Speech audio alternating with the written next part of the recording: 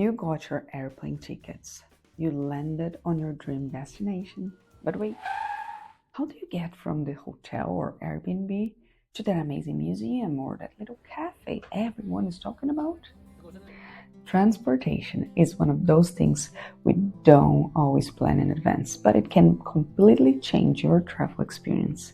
So today, let's talk about how to get around once you arrived.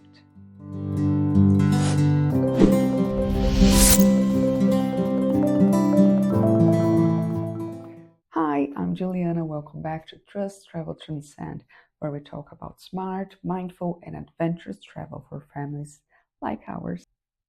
Let's ride with me. Let's start with renting a car, the ultimate symbol of freedom on the road. When you rent a car, you can go anywhere, anytime without worrying about schedules or routes. It's perfect when you want to explore smaller towns, hidden beaches, or nature spots that public transit doesn't reach. But there are a few things to keep in mind. Renting a car can be expensive, not just the rental cost itself, but also insurance, gas, parking. There's also something many first time renters don't expect: the security deposits check. That's a hold the rental company puts on your credit card, kind of like a temporary guarantee that you will return the car in good condition. The amount can be quite high, sometimes hundreds or even over $1,000. And it's only released a few days after you return the car, so you better have that money saved for it. When we moved to Kelowna, we rented a car right away for a few days because honestly, we had so many bags.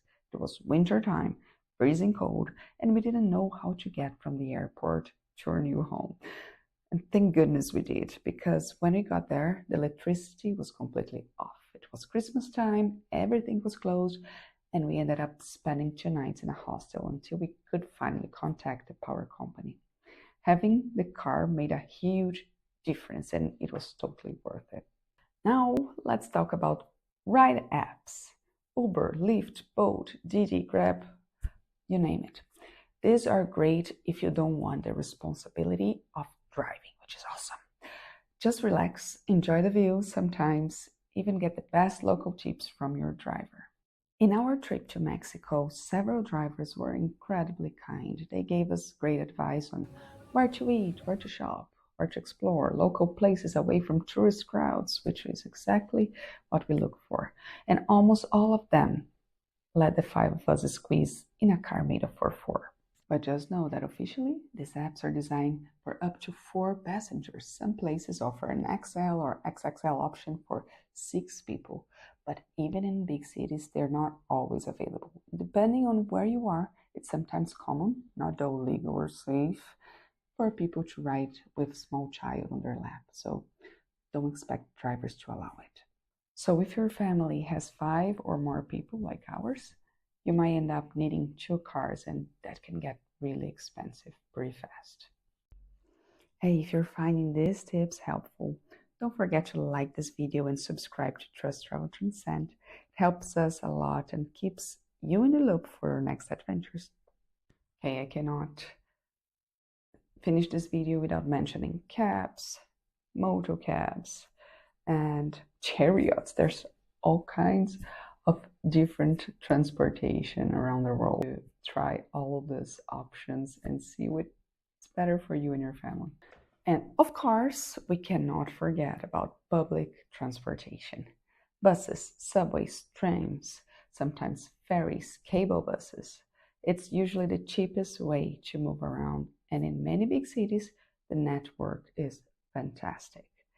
Pedro and I actually love taking public transportation for kids, not only because it's cheaper, but because we want them to see how most people live and to appreciate the privilege of being able to ride in a car. It's a learning experience for sure. But like every option, it has its ups and downs. Some cities, the total travel time by public transport can be almost the same or even faster than by car. But other times, it's a wild ride. I remember one Saturday in Mexico City, we took the metro and one of the lines was packed. Normally, we all go together, but that day, because it was so full, Pedro told me to go with the kids in the woman and children only car because he thought that would be safer and easier? Well, it was terrible. We were pushed so hard, Oliver hit his shoulder, Celine was almost crushed against the wall. They were both crying.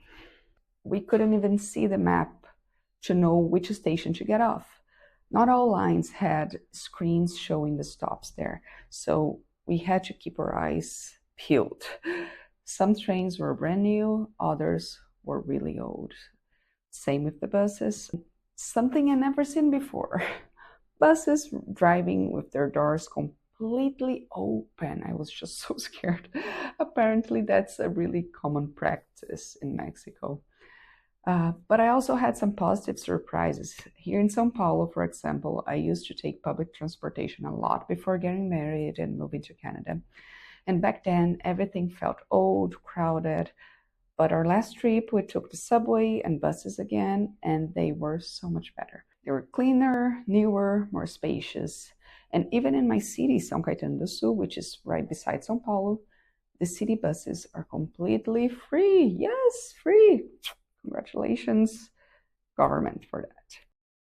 So whether you're renting a car, catching an Uber, or hopping on a local bus, every way of getting around gives you a totally different experience of the place you're visiting. The key is to know your options, plan ahead, pick what fits your family and your trip. I would love to know what's your favorite way to get around when you travel, or what's the craziest public transportation experience you've ever had. Let me know in the comments below. We always love reading your stories.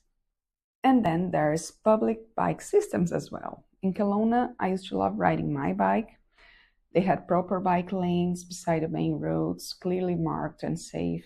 But in Mexico or Sao Paulo, we never used them. Mostly because they don't have bikes with child seats or smaller bikes for kids, and we don't have bikes here.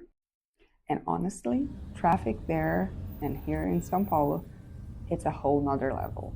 Maybe that's a topic for another video. So whether you're renting a car, catching an Uber, or hopping on a local bus, every way of getting around gives you a totally different experience of the place you're visiting. The key is to know your options, plan ahead, pick what fits your family and your trip. I would love to know what's your favorite way to get around when you travel, or what's the craziest public transportation experience you've ever had. Let me know in the comments below. We always love reading your stories. And thanks for riding along with me today. Don't forget to like, comment, and subscribe to Trust Travel Transcend for more stories and travel tips. Until next time, travel smart, travel light, and travel with trust.